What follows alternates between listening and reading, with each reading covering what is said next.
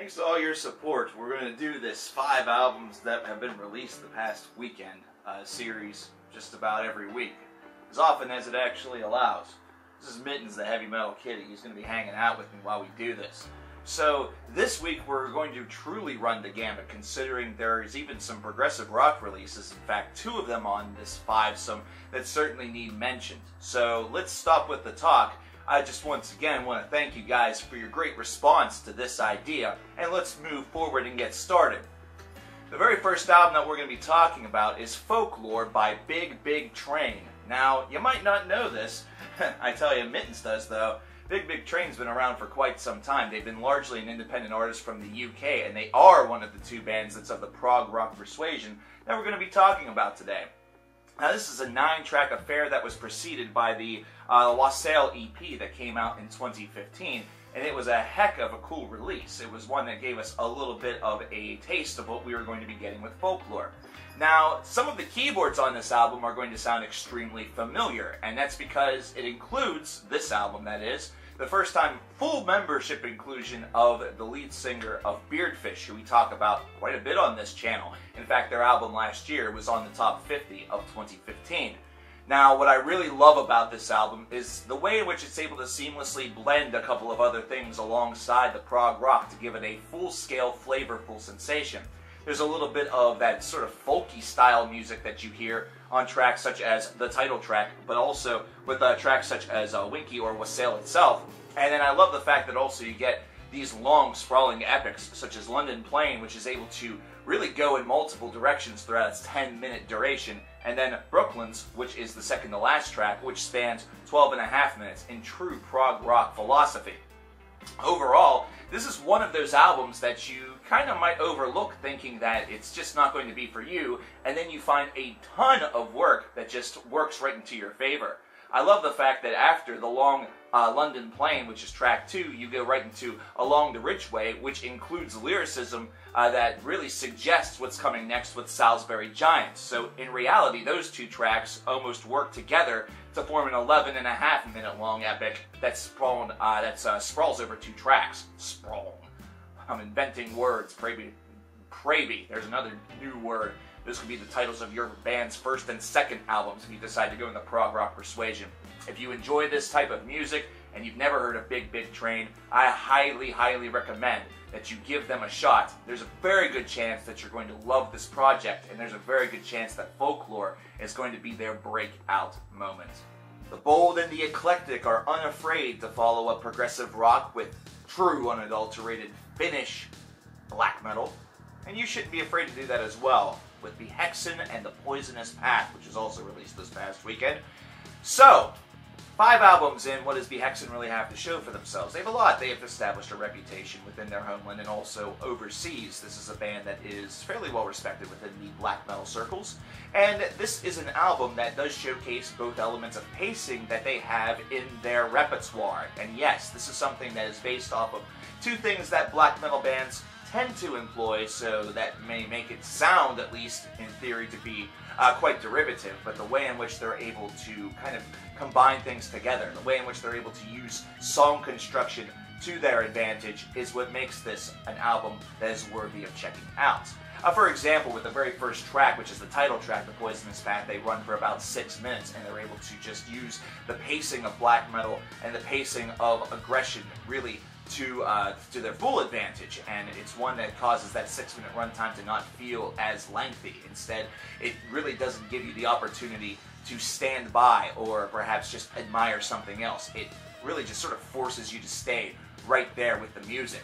But then they follow it up with a couple of tracks that are a little bit shorter, such as The Wand of Shadows or Cave of Dark Dreams. And then later on in this experience, whenever you get into tracks 6 and 7, we're getting into much longer compositions with Tyrant of Luminous Darkness, either that or Chalice of the Abysmal, or the Abyssal Water. These are both songs that go above the 6-minute mark, and they also, especially the second, Chalice of the Abyssal Water, showcase how the slowing down of the pace can certainly help out, using a little bit more of a hypnotic style, one that just employs the same riff kind of over and over again. Why? Because it actually satisfies a listener, but also slowly but surely drives them insane. They've gotten so used to a bit of the violent tendencies, a bit of that destructive tendency that black metal tends to employ, and that Behexen is able to employ. And so whenever these moments of kind of simple, idea come about, they're actually being driven insane, wondering when the next wave of insanity is about to come. It's dark, it's evil, and it's definitely psychological. The band's able to do it very, very well, and it's one that makes this a really enjoyable listen for the black metal aficionado.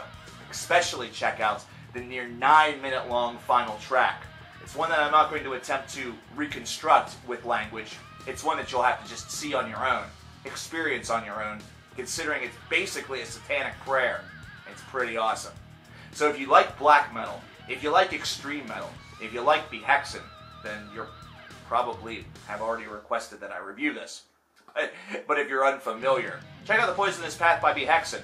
They might just be the gateway into black metal that a new fan might need. Grey Sky over Black Town by Illdisposed. We're making a massive leap from black metal to death metal. Danish death metal. Infidel Amsterdam, if you're out there, thanks for this one. So Illdisposed, they have a dozen albums to their credit. Their singer spent some time in Panzerkreis, and this is their brand new album for 2016. I like what this band is trying to do with this album, and I've listened to Illdisposed before, probably about either a third or maybe even close to a half of their discs, and sometimes they're a bit of an up and down affair, but whenever they are good, they are usually pretty solid, and this is an album by Illdisposed that feels like it's about middle of the road. It has some great death metal moments on here, and the vocals are just absolutely carnally low at some points in time. It's definitely one where you just sort of can feel sort of the little polyps that's by the throat of the singer, a bow, and it's kind of interesting, and at times it can be a little bit, it makes me chuckle from time to time, but then again, I'm a bit of a sadist. But this album is one that's 10 tracks long, unless you get the deluxe edition. You get a couple extra bonus tracks on there just for shits and kickles. And what I really dig is whenever they are able to do things such as In Light of the Moon and I Try to Live, which is tracks 3 and 4 on this disc. These are ones that just feel like the songwriting is a bit more complete. It's death metal that has a little bit of that songwriting sensibility on it, where it's not just based off of one simple idea. It's sort of where that melodic idea, that groove idea comes in. Some people may actually call these guys a melodic death metal group. But come on, compare these guys to the Gothenburg sound, there's a lot of a difference there. This is an album that flows through fairly solid, and there's enough to keep you interested. However, I just feel that some of the previous works that Illdisposed has been able to give us have certainly seemed a little bit better. There's something wrong in the state of Denmark is certainly one that is often clamored as one of their all-time greats. But don't sleep on this album. Give this album a chance, considering this is a group that has been a long-running fixture of death metal, not only in Denmark, but in general. They've been at it ever since the first part of the 1990s, right whenever the movement was really starting to take off, and they represent their home country very well. So definitely check this one out, and let's move forward. Songs that I would recommend, aside from the two that I already mentioned, is actually You're an Angel of the Light, which doesn't sound like it really should be a death metal song, but it actually is, and it's pretty well done.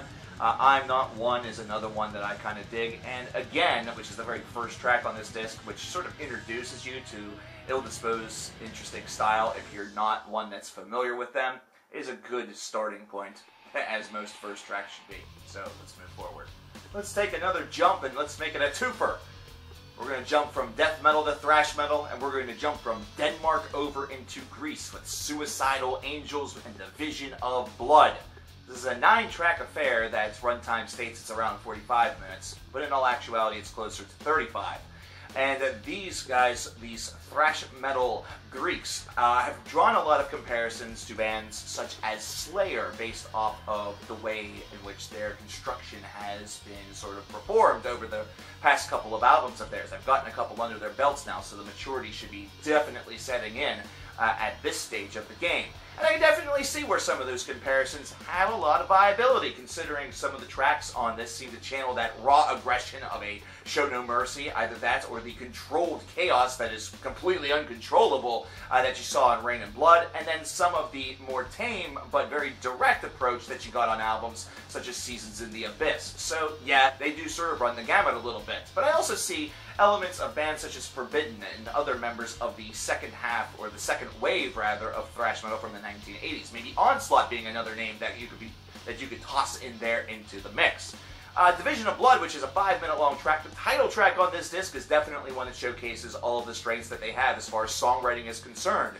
They're able to just give it a brand new, a very nice skeleton to it that is provided by excellent riffing that go throughout the choruses and their driving chorus, and then it's one that also is able to provide a fantastic solo for the listener, and basically many people are going to sense that this is perhaps a thrasher-piece waiting to happen.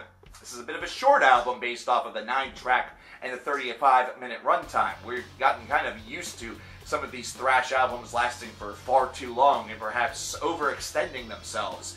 This is an album that I feel, if anything, could have benefited from another track or so.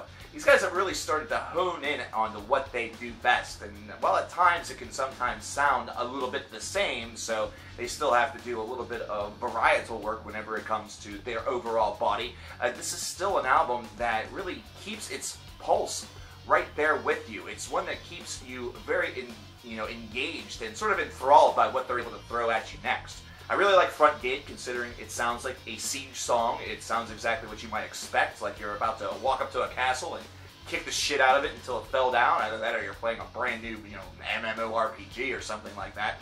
I don't know. The funny thing is that whenever you first kick this album up, you're going to see that Of Thy Shall Bring the Light, which is the final track, has a runtime of 12 minutes and 20 seconds, which is a fallacy, considering it's only about 4 minutes in length. There's about 7 minutes of silence, and then there's a soft little piece of music that sort of closes out those waning moments as the ticker keeps on running up toward 11 and 12 minutes. It's kind of interesting. I'm wondering if this was meant to lead to something else. Maybe it'll be one of those albums where that riff pattern right there will lead into the next album, and it will be sort of like that. I have my doubts, but Suicidal Angels with Division of Blood, definitely one for the thrash fan and you to check out, considering we've already experienced a hell of a good year for thrash, so you might as well just throw this album onto the pile, considering it's definitely good, and one that you might enjoy.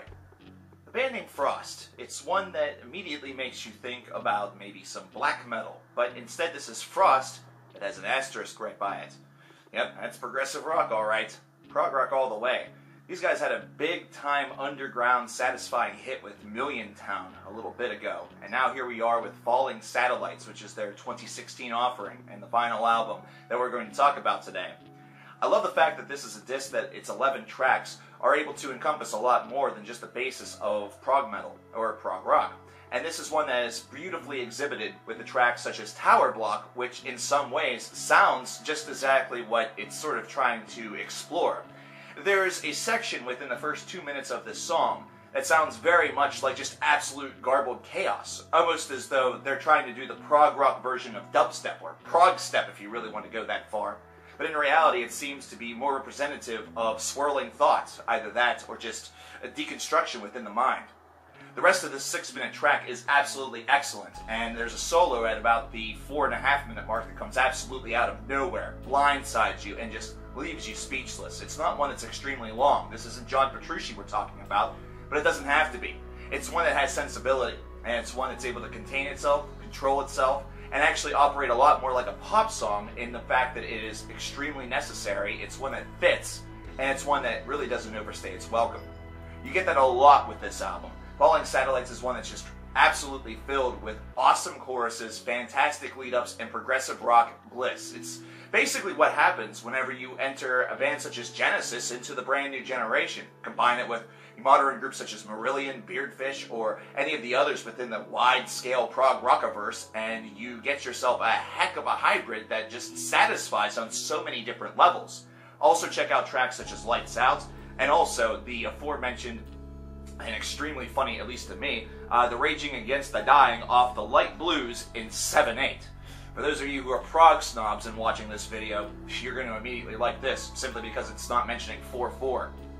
This is definitely an album that the prog rock fan within each and every one of us really needs in order to showcase why prog rock is loved by so many different people. It's something that does not have to stay within one comfort zone.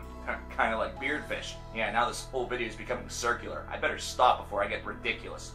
Try to shoot it like a target. But before I do, I will once again state, Frost, with that asterisk, with falling satellites, definitely has the opportunity to satisfy your palate. And that's our episode for this week. But as a simple bonus, there is a band that is not quite within the heavy metal spectrum. In fact, it's a little bit more prog rock / alternative rocky. The band's name is Antmill, and they're based out of Italy. They have an album that just came out that I highly recommend, and there's a link to their Bandcamp page that's in the description box below. If you're interested, go and check it out. Antmill, if you happen to be watching this, you guys are doing great work. I really enjoyed what I heard. My name is coverkillernation. Join me next week whenever we talk about 5 more albums that were just recently released that you absolutely need to check out. If you have a suggestion for one that's coming in the future, leave that in the comments below. If you have any, feelings or comments about these albums that were mentioned that you've already listened to, leave those in the comments as well. I'll see you guys next week. Take care.